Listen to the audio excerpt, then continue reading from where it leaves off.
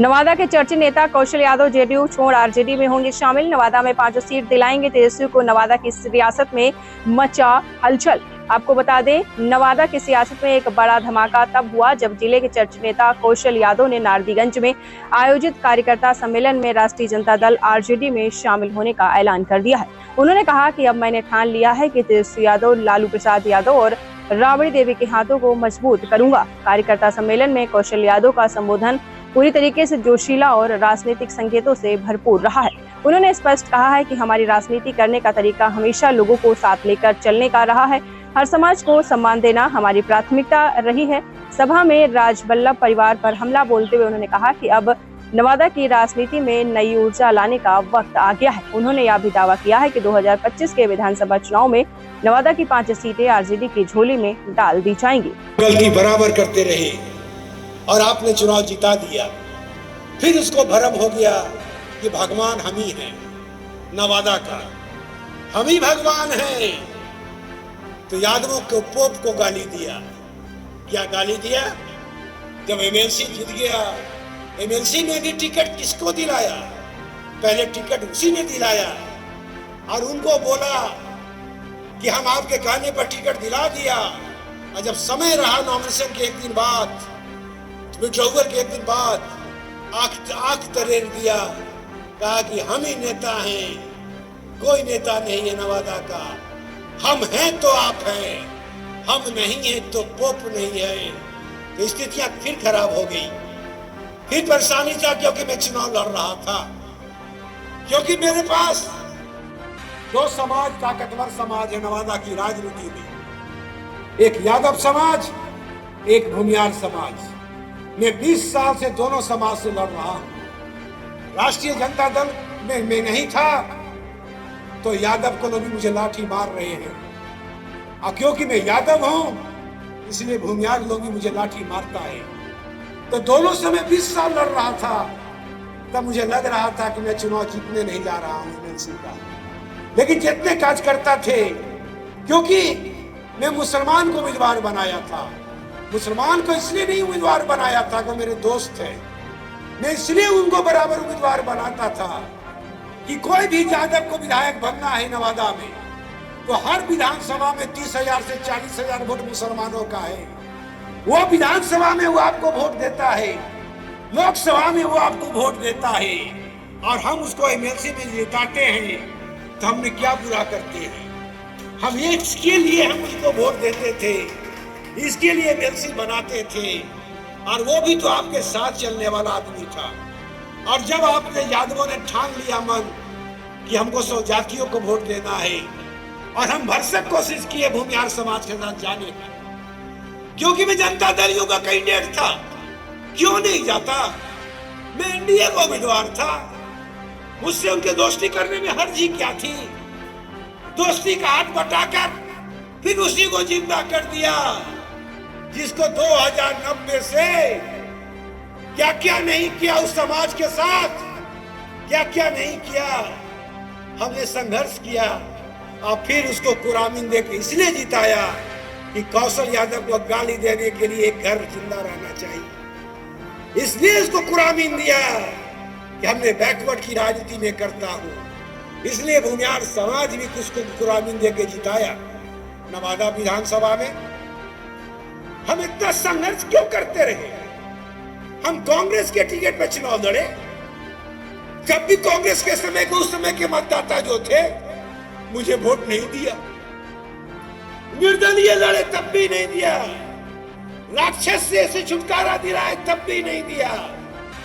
लेकिन उसके बाद एक ही शख्स है जो नारदीगंज में मेरे साथ कंधा से कंधा मिला के चला, जो अति पिछड़ा की राजनीति भी करता है, महादलित की भी राजनीति करता है, हर समाज की राजनीति करता है। उसका नाम चुन्नू सिंह है। वो चुन्नू सिंह मेरे साथ कंधा से कंधा मिला के साथ चला, और जितनी क्षमता रही उससे ज्यादा वोट भी हमको दिलाया। उस समय कोई जातीयता की भेदभाव नहीं था। और उसके बाद फिर कुरामीन लेके आपने खड़ा कर दिया। फिर हमको लगा कि फिर एक बार गलतियां हो गई। मैं फिर भी अब क्योंकि 20 साल हो गया, 20 साल में। अब एक टॉपिक में आता हूं कि क्यों बुलाया गया। हमको चिंता है 2005 का सीट का। आपको नहीं लगता कि जब भी वो लोकसभा का चुनाव लड़ा वो भारतीय जनता पार्टी से मिला हुआ था? चुनाव का तरीका, चुनाव लड़ने का तरीका बताइए, कैसे लड़ रहा था चुनाव? 19 में तो हम आप ही के साथ थे। बैकवर्डों ने हमको दबाव डाला था, बोलिए मत कौशल बाबू, अबर जीत जेबे हमू जीतबे तू जीतबो। हम लोग एकदम चुप रहे, बोलबे नहीं करबे। हम कुछ बोल लिए। 19 में आपके बल पर हम चुनाव जीता और आपने स्थापित किया कि कौशल यादव भी नेता है समाज का, बैकवर्डों का। आपने उसका बात नहीं माना, इसके लिए भी आपको हम धन्यवाद देते हैं। लेकिन राजनीति इतनी बारीकी चीज है। अंत में हमने निर्णय लिया, विधायक बनने का निर्णय में विधायक यहां से भी लड़ता ना जदयू से, तब भी मैं जीतता। इस बार का चुनाव दूसरा है, गोविंदपुर से भी लड़ता तब भी जीतता। लेकिन मैं बैकवर्ड समाज जो हताहत हो रहे हैं, दलित समाज जो का हिस्सा नहीं मिल रहा, विकास की बात करना है, मैं अपना राजनीति पैटर्न चेंज किया। आई मत समझिएगा कि मैं क्या करने जा रहा हूं। टिकट तेजस्वी जी को विधायक मुख्यमंत्री बनना है। तेजस्वी जी विचार करेंगे कि दलित जाति पिछड़ा का वोट किसको लेना है, और आपको लगेगा तो तेजस्वी जी को बताइए कि क्या होना है, क्या नहीं होने वाला। अभी तो उस पार्टी में भी नहीं गए। जब उस पार्टी में जाएंगे तब मैं आपको आश्वस्त करूंगा कि मैं चुनाव लड़ूंगा या नहीं। मैं उस पार्टी में जब जाऊंगा तब पूरे नवादा जिला की राजनीति को समझाऊंगा। लेकिन इतना कमर में ठान लिया कि मुझे तेजस्वी जी की 5 सीट जीत के हमको देना है, मैं ठान लिया। लेकिन वैसे लोगों को नहीं जो लालू यादव को बदनाम किया, जो तेजस्वी को गाली दिया, जो लालू यादव को गाली देता है, जो राबड़ी देवी को गाली देता है, वैसे लोगों को छोड़ के तभी कौशल यादव ये काम करेगा। जब उसको गाली देने वाला आदमी बर्दाश्त नहीं हो सकता, उसमें कलेजा ही नहीं है जी। जब लड़ेगा भी उसी से, जब बैकवर्ड लोग हड़कावेगा, कह देगा मोकरे साथी, कलेजा भी नहीं है, गिरतेगा, पड़ेगा, सबको बोलेगा टिकटवा तो हम ही लेके आएंगे। अरे भाई, तुमको तो धोखा देने की आदत। टिकट 4 महीना बाद, 4 महीना के बाद हमसे पूछिएगा कि हम क्या करने जा रहे हैं। लेकिन मैं अब राष्ट्रीय जनता दल ज्वाइन करूंगा। डेट जो है, तारीख 2-3 दिन में आपको और पता चल जाएगा, प्रेस कॉन्फ्रेंस होगा। आज का तारीख में जिस दिन, अब ज्यादा दिन नहीं रहेगा, 10-12 दिन के अंदर, 15 दिन के अंदर, 15 दिन के अंदर लड़ाई क्या है? जो यादव समाज हमारे साथ चलते हैं, जिस ढंग से मैंने राजनीति जनता दलियों में रख के किया है, हर समाज को लेकर चलने का, हर जात को लेकर सम्मान देने का, हर कोई का वोट, एक वोट आपका है तो एक वोट महादलित का भी है, एक वोट किसी और का है। आप निश्चित रहिए, जब राष्ट्रीय जनता दल में जाऊंगा तो नवादा जिला की राजनीति में जो हमारे नेता हैं लालू जी और तेजस्वी जी, उनका कोई भी गलत डिसीजन नवादा जिला की राजनीति में नहीं होगा। मैं आपको विश्वास दिलाना चाहता हूं, समझे? ऐसा कोई भी गलत डिसीजन नहीं होगा। और आपको विश्वास दिलाऊंगा, मैं वैसा यादव हूं जो हर जात के लेकर चलता हूं। मैं वैसा यादव हूं जो कार्यकर्ताओं के साथ कभी भी छल कपट नहीं करता। मैं वैसा यादव हूं कि हर समाज को अपना समावेश बनाता हूं।